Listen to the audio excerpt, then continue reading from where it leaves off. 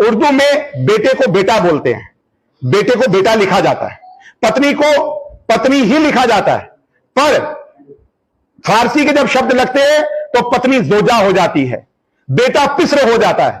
तो इतनी कंप्लेक्सिटी अभी भी उर्दू रेवेन्यू डिपार्टमेंट में बनाए रखने के पीछे एक साजिश है।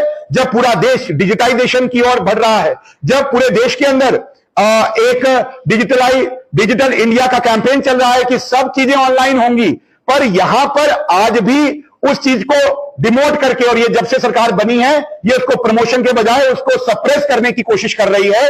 ये हमारा आरोप भी है और हम इसको प्रूव भी करेंगे। इससे एक स्पष्ट एक जो इनका थॉट प्रोसेस है, उनका जहनियत है, वो लोगों के सामने है। और मेरा आरोप है कि ये इसको कॉम्प्लेक्स रखने के पीछे एक कारण है कि इससे करप्शन को और भ्रष्टाचार को बढ़ावा मिलता है। और ये कभी नहीं चाहते कि ये प्रोसेस कभी भी स्मूथ हो और भ्रष्टाचार से रहित हो। ये भ्रष्टाचार को प्रमोट करने के लिए ये सब चीजों को इस तरीके से ही एक मोनोपोलाइज्ड वे में इस उर्दू को कंपलसरी करके इस एग्जाम में एक पूरे खित्ते को इस रिक्रूटमेंट से बाहर करना चाहते हैं। और उसके साथ साथ एक सेपरेटिज्म की जो फीलिंग है, जो अलगाववाद का विचार है, ये उर्दू के माध्यम से इस डिपार्टमेंट के अंदर उसको प्रमोट किया जाता है।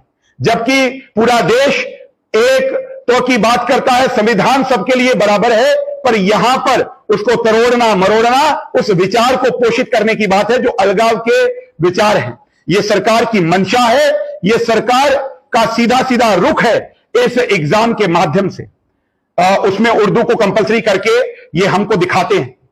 साथियों, मैं आपके माध्यम से सभी जन जन तक पहुंचने का प्रयास है कि ये सरकार को भी चेतावनी है कि जिस तरीके से पिछले 12 दिन से लगातार जब से इन्होंने नोटिफिकेशन निकाली है, सड़कों पर नौजवान हैं, प्रोटेस्ट डिमॉन्स्ट्रेशन जगह जगह पर देखने को मिल रहे हैं और वो गुस्से में हैं कि इस चीज को हम स्वीकार, उर्दू के कंपलसरी होने को हम स्वीकार नहीं करेंगे और इसके विरुद्ध है, क्योंकि ये एक साजिश है। यहां से शुरुआत होती है और इसका अंत हम जानते हैं, क्योंकि 70 साल हमने भोगा है।